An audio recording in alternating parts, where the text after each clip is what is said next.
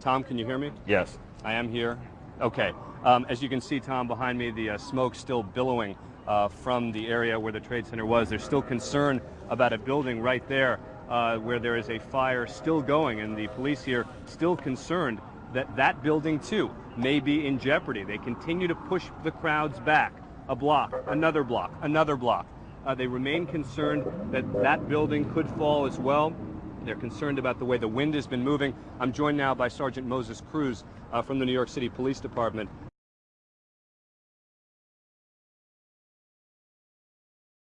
We've got some news just coming in, actually, that the Salomon Brothers building in New York, right in the heart of Manhattan, has also collapsed.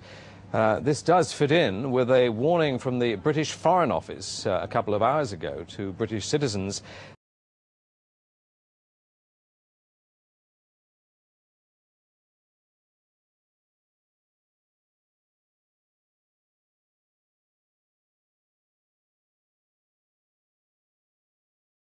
And the person that the U.S. government now believes is behind this, I'll hold up this, it's a poster of the FBI's 10 Most Wanted. If you can see there, it's Osama bin Laden, of course,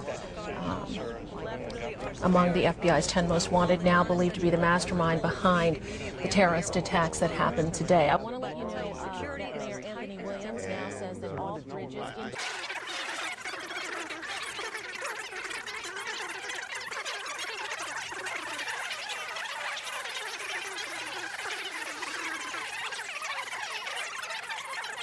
They're militarily to be a really unusual sight in our society.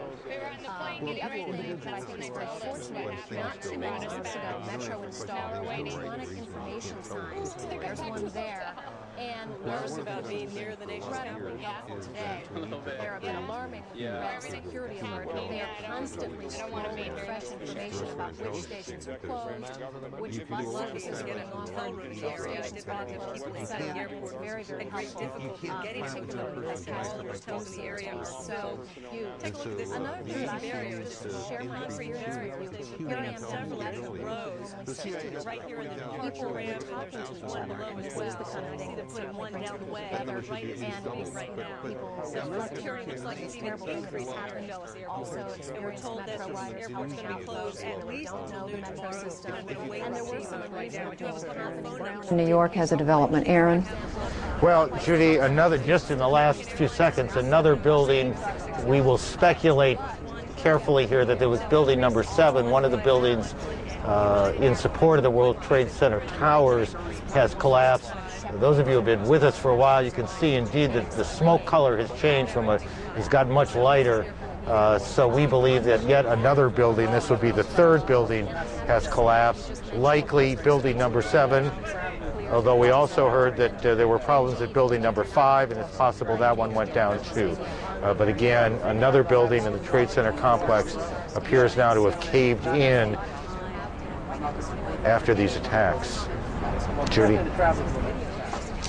Aaron, we're looking at these pictures, Tom Clancy and I, as we sit here in the Washington studio, and as I come back to Tom Clancy, I want to read just a portion of a statement issued by Secretary of State Powell, Colin Powell, calling these attacks a terrible tragedy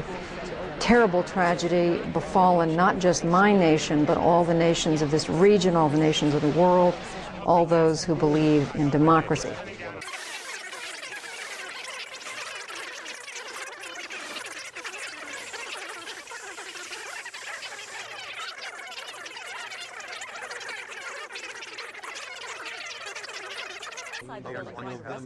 Okay. When the building collapsed. Now we understand that yet another building has collapsed in New York. Do we know what building this is? Well, it's got to be in proximity to one of the two there was another building towers. in the complex. We later learned it was building 7, the one we showed you a half hour ago, and just moments ago, that building collapsed. Is this the 3rd building now in New York? Yes. Hi, it's Katie. I was just curious, are there any other buildings in danger of collapsing in that general vicinity? And that is that the pictures advance when we spoke to the Port Authority officials, as I said, probably in the last hour and a half, they indicated that they were worried about a couple of buildings, but really they concentrated concentrated on Building 7. A short time ago, I spoke to the Israeli Foreign Minister, Shimon Peres. He was in Jerusalem, and he gave me his reaction to today's shocking and bewildering events. You know, it's like a Pearl Harbor, like a new form of a war, or like a terrible new arm, and we have to take it very seriously. Our hearts is clearly with the people of the United States, but this was not an attack just upon America. It was an attack upon civilization, upon humanity, an attempt to introduce the jungle as the rule of our time and our days. And I think we have to take it very seriously. We are going over from a world of enemies Osama and bin Laden armies is a name that to a we have been world hearing of all day dangers, long as an of a individual global who may, nature, and we emphasize without may, strategies be and responsible without for these organization. terrorist acts. We have It is to a get name ourselves we have heard organized. before as well. Hoda Kotb Now, has this as report. we feel so deeply with the United States, The early focus is on guerrilla leader Osama bin Laden because of the level of logistics necessary to carry out today's series of attacks. Bin Laden is a millionaire Saudi businessman believed to be living in exile in Afghanistan. unthreatened, and really to bring us back to normal life. Now, as a country, Israel has often been on the receiving end of attacks, although nothing as spectacular as this. What sort of advice would you give to Washington? Jack, what can you tell us? What are intelligence sources saying? Is this Osama bin Laden? At this point, all fingers appear to be pointing towards him. He is the only person with the sophistication and the wealth to carry out something like this. Is anyone going on the record saying this? No, nobody at this point will go on the record, but every single law enforcement official is saying it's either state-sponsored or it's Osama bin Laden, and it appears to be Osama bin Laden. I want to tell you that we are getting word from New York right now that another building has collapsed. I understand that this is a 47-story building.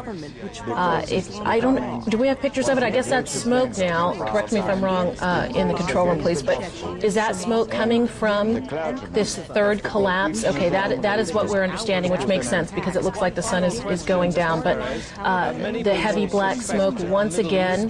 Look at that. Hopefully at this point that building was empty, but I have no way of knowing that. Meanwhile, NBC's Andrea Mitchell is at the State Department this afternoon. Andrea, what are State Department officials saying about the possibility that this is the man responsible for these attacks? Usually they are very cautious about drawing these conclusions. Since the State Department was evacuated, Katie, I'm here in our newsroom and talking to national security officials, intelligence officials, and others in the government. They now believe that bin Laden was responsible. They have seen some evidence since the attack this morning pinning this on those involved with bin Laden's organization, a global organization that George Tenet has been warning Congress is the one organization capable of multiple attacks with no warning. We're going now live to Islamabad, where our World Affairs editor John Simpson is. John, many fingers in the West are pointing at Osama bin Laden in Afghanistan for this. I know the Taliban have an office in Islamabad. What are they saying? Well, the Taliban government, in fact, in Afghanistan itself has denied very firmly that there's any kind of link between Osama bin Laden and this attack. But of course, they want to avoid, if they possibly can, any possibility of the Americans attacking Afghanistan again. Mullah Omar, the spiritual leader of the Taliban, was quick to say that this was much too complex an operation for Osama bin Laden. With all due respect to Sheikh Omar, I disagree. Having met Osama bin Laden's people and having known some of them very, very well, this is the type of activity that they would have planned for and prepared for years, and this has many of the hallmarks of an Osama bin Laden attack. What is it about these attacks that have his fingerprints on them? They are so sophisticated, they're so well planned, and he never actually comes out and takes credit for something afterwards. There is nobody out there who could pull off something like this other than Osama. And apparently this would have had to include somebody who knew how to fly an airplane. At this point, what they are investigating are looking at 4 separate pilots, or at least 4 separate pilots, who may have been associated with Osama bin Laden and who may have flown for other airlines, who possibly walked into the cockpit, shot the pilots, and then took over the planes. And how do they get through security at this point? Good question. At this point, the FBI has seized all the security camera tapes, and they're looking at the tapes as we speak. There are so many questions unanswered in this one. There's only one thing that holds true. Whoever did this really knew what he was doing. Jack, President Bush earlier said that we are going to hunt down the person responsible for this, and they will have to suffer the consequences. We've talked in the past about how Osama bin Laden is a pretty sneaky devil and is pretty tough to catch. There are contingency plans set to go, and the plans have been set to go for several weeks now on what to do if Osama bin Laden were to plan a very large attack. And they've selected targets within Afghanistan, and you can be assured that if it is Osama bin Laden, that the U.S. will probably retaliate and retaliate massively.